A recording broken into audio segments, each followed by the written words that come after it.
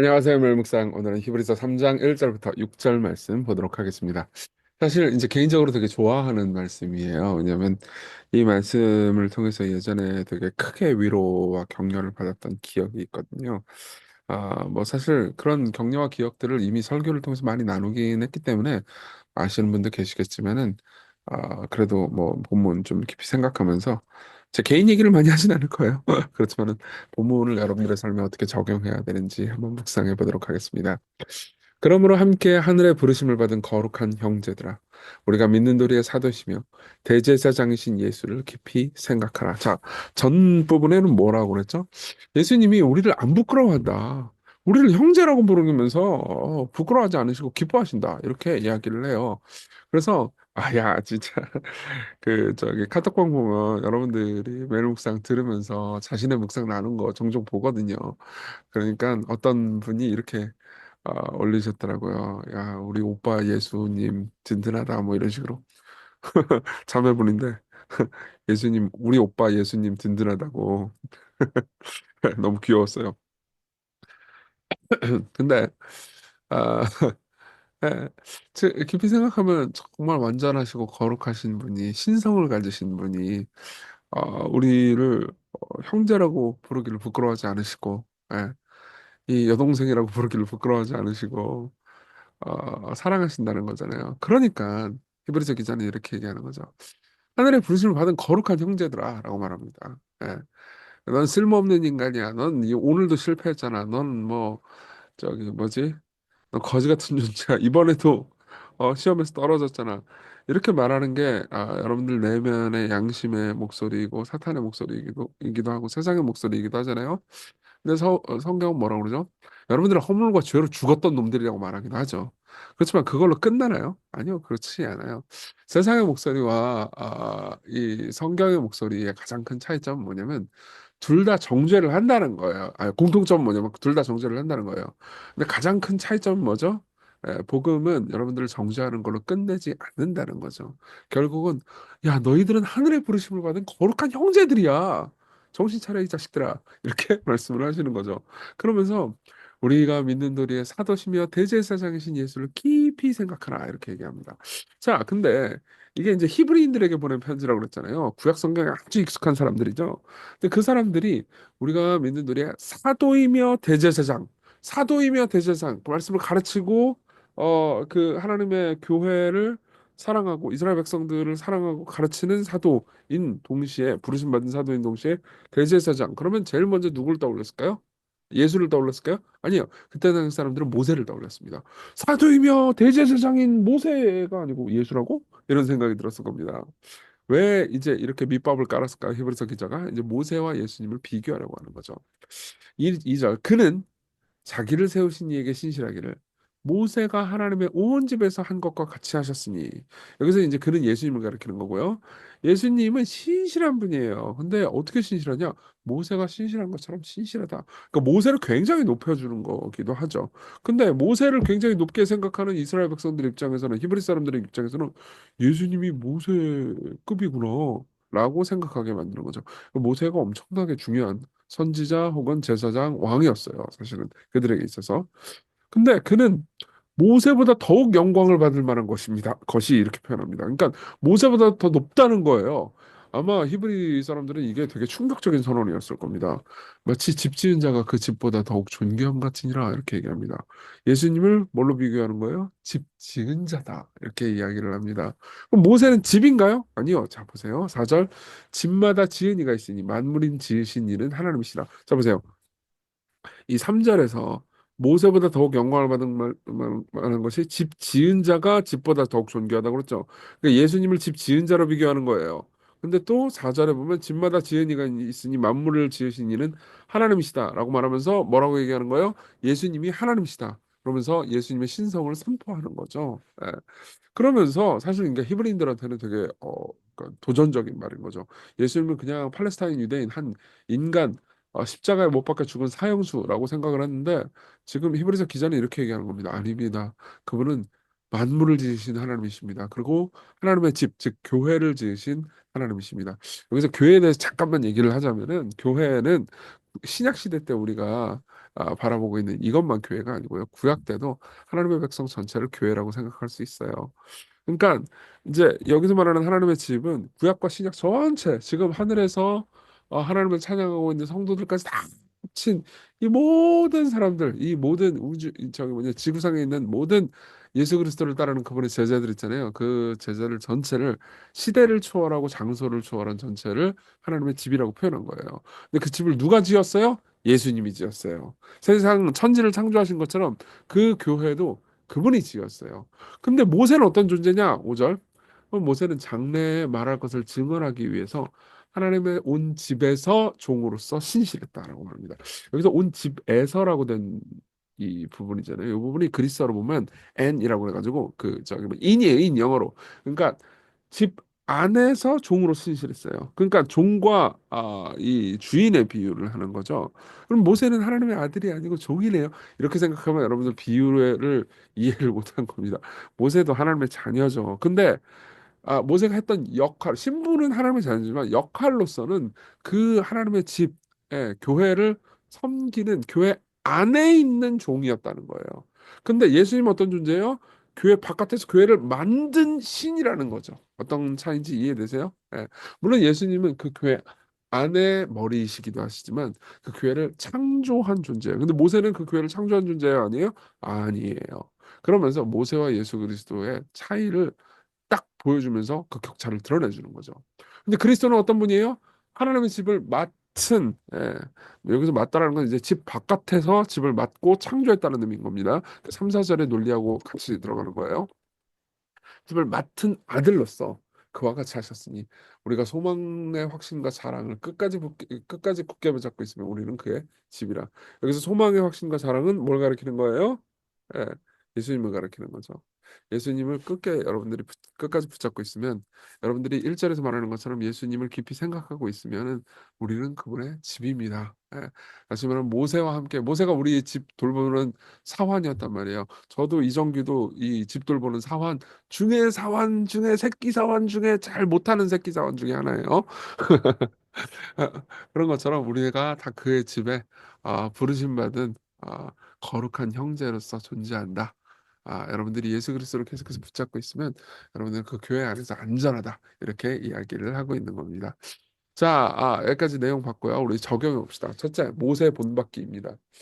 이게 얼핏 보면 이거 모세 까는 내용인가? 근데 그런 내용이 아니에요. 모세가 정말 신실한 존재였다라고 평가를 하는 거예요. 어떻게 되느냐? 예수님이 신실하듯 모세도 신실했다라고 얘기하는 거예요. 그럼 실제로 모세가 예수님이 신실하듯 신실했느냐? 에이, 출애굽기 보면은 아니라는 거 알죠. 모세 죄도 많이 져요. 그리고 막 사장에 보면은 하나님께서 부르시는데 뭐 싫어요. 전 늙었어요. 말 못해요. 꺼지세요. 꺼지세요는 안 했지만 어쨌든 거의 그 급으로 막 하나님한테 개긴단 말이에요. 그렇게 막 신실하고 뭐 죄 없고 그런 존재 아니에요. 근데 계속해서 모세는 하나님의 은혜를 받습니다. 실제로 출애굽기 초반부에 하나님께서 모세를 부르시는 장면을 보면 하나님께서 얼마나 모세를 신실하게 사랑으로 부르셨는지를 알 수 있어요. 그리고 나서 모세는 하나님의 사랑 안에 감동합니다. 그래서 그 이후에 이제 모세오경을 쭉 보잖아요. 그럼 모세가 계속해서 그리스도를 바라봤다는 것을 알게 돼요. 물론 예수님이 뭐 나사렛에서 오시고 뭐 십자가에 못 박혀 죽으시고 이런 것들을 확실히 알지는 않았을 거예요. 희미하게 알았을 겁니다. 하나님의 계시를 통해서요. 그렇지만은 그분이 오시는구나. 어떤 구속자가 오시는구나. 메시아가 오시는구나라는 것을 바라봤을 겁니다. 그분이 바위를 쪼갤 때 그 쪼개는 바위가 쪼개가 턱 쪼개 터짐으로써 거기서 물이 새어나오듯 나를 위해서 대신 심판받을 누군가가 오는구나. 이 정도까지는 모세가 당연히 알았을 겁니다. 그러니까 계속해서 모세는요. 자기 뒤에 올 그 존재를 예언했어요. 그래서 신명기 18장 15절을 보잖아요. 그러면 내 하나님 여호와께서 너희 가운데 내 형제 중에서 너를 위하여 나와 같은 선지자 하나를 일으키실 것이다. 너희는 그의 말을 들을지어다. 이렇게 이야기를 합니다. 장차 위대한 선지자, 나와 같은 내가 너희들을 위해서, 그러니까 나하고 동급이라는 의미는 아니에요. 내가 너희들에게 했던 일을 해줄, 내가 너희들에게 했던 일을 내가 했던 것보다 훨씬 더 위대한 업그레이드로 해줄 그분이 오실 거다. 말을 들어야 된다. 이렇게 예언을 한 거죠. 그래서 모세가 했던 일은 뭐예요? 그리스도를 바라보면서 회중들에게 계속해서 그리스도를 가르치도록 바라보도록 해줬고요. 그리고 하나님의 집을 사랑했습니다. 하나님의 집 맡은 사원으로서 사환으로서 신실했던 거죠. 이게 우리가 본받아야 되는 모세를 통해서 배워야 되는 두 가지예요. 하나는 뭐냐면 계속해서 그리스도를 바라보고 깊이 생각하는 것. 그리고 또 하나는 하나님의 집을 사랑하는 거죠. 여러분 교회를 사랑하십시오. 모세가 그렇게 했던 것처럼. 오늘은 월요일이라서 여러분들이 교회 생각을 잘 안 하게 되고 그냥 세상에서 어떻게 살아야 되는지, 우리 가정 어떻게 챙겨야 되는지 이것만 생각하게 되기 쉬워요. 근데 여러분들이 이 땅에서 살아갈 때 힘을 주도록 복음을 전달해주고 그리스도를 같이 바라볼 수 있도록 함께 해주는 사환도 있고 친구들도 있는 곳이 하나님의 집, 즉 교회잖아요. 그러니까 그럼 잠깐 교회를 위해서도 기도를 해주시고 또 교회에서 받은 은혜, 또 교회에서 받은 예수 그리스도의 사랑을 굳게 붙잡고 오늘을 좀 살아가셨으면 좋겠어요. 자, 두 번째 적용. 예수를 깊이 생각하는 거죠. 예수님이야말로 하나님의 집 전체를 맡으신 분이죠. 창조하신 분입니다. 그리고 그분이 우리를 부끄러워하지 않고 우리를 자랑하시죠. 근데 우리는 자꾸 예수님을 자랑하기보다는 예수님 부끄러워할 때가 많잖아요. 근데 뭐라고 말해요? 그리스도는 하나님의 집을 맡은 아들로서 그와 같이 하셨으니 6절 우리가 소망의 확신과 자랑이라고 말하죠. 예. 그분은 우리를 부끄러워하지 않고 자랑하셨는데 우리는 자꾸 그분을 부끄러워하고 그럴 때가 많아요. 예수 믿는다는 거 자꾸 숨기고. 근데 예수님을 깊이 생각하십시오. 여러분 왜 예수님을 자랑 안 하죠? 두렵잖아요. 예. 관계가 어그러질까 봐. 예. 예수님 얘기했다가 누군가 여러분들 싫어할까 봐. 근데 보세요. 예수 그리스도만큼 여러분들을 사랑하는 분이 어디 있습니까? 이 세상에 그 어떤 관계도 그렇게 여러분들을 신실하게 대해주는 사람은 없어요. 여러분 뭐 결혼하신 분들 남편과 아내가 여러분들 예수님만큼 사랑해줘요? 아니잖아요, 솔직히. 예. 저도 제 아내 그렇게 사랑해주지 못합니다. 예. 제 아내도 마찬가지일 겁니다. 그러면 여러분 생각해보세요. 삶에서 관계를 잃어버리거나 관계가 어그러지잖아요. 오늘 아침에도 막 부부싸움하고 나온 분들도 있을 거예요. 혹은 뭐 연인들끼리 싸우거나 혹은 회사 가면은 죽이고 싶은 상사가 있거나 친구가 있거나 부하 직원이 있거나 그런 분들이 있을 거예요. 그때마다 나의 진정한 상사, 나의 진정한 친구, 나의 진정한 신랑, 나의 가장 위대한 분, 그분을 깊이 생각하십시오. 그러면 여러분들이 이웃을 사랑할 수 있는 용기를 얻을 수 있을 겁니다. 그리고 관계 상실 때문에 가지고 있는 슬픔과 분노를 가라앉힐 수 있을 거예요. 두려움, 오늘 해야 되는 프로젝트 때문에 두려운 분들도 있을 거예요. 예, 그리고 여러분들이 복음을 전하려고 마음을 먹은 사람들이 있는데 두려운 사람들이 있을 거예요. 야, 이번 주에 도담 우리 예배 가자 이렇게 말하는 거 두려운 분들이 있을 거예요. 예, 죽으셨지만 부활하신 그리스도를 생각하십시오. 그분은 상처를 거쳐서 영광으로 가셨습니다. 여러분들 삶도 마찬가지일 거예요. 죄책감 있는 분들도 계실 겁니다. 잘못했기 때문에 누군가 여러분들을 비난하기 때문에 죄책감 가운데 나는 쓰레기야라고 생각하는 분들 계실 거예요.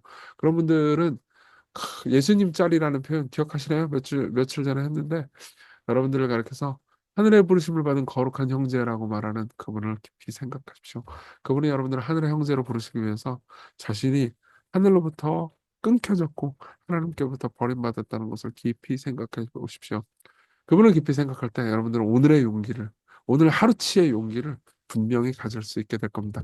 우리 같이 기도해 봅시다. 오늘 모세가 그랬듯 신실하게 예수님 붙잡고 살게 해주시고 또 한편으로 하나님의 집을 사랑하게 해주세요. 기도할 때 잠깐 교회를 위해서도 좀 기도해 주세요. 그리고 그리스도를 바라보며 그리스도를 신뢰하며 오늘의 역경과 도전을 이겨내게 해주세요. 우리 같이 기도하겠습니다.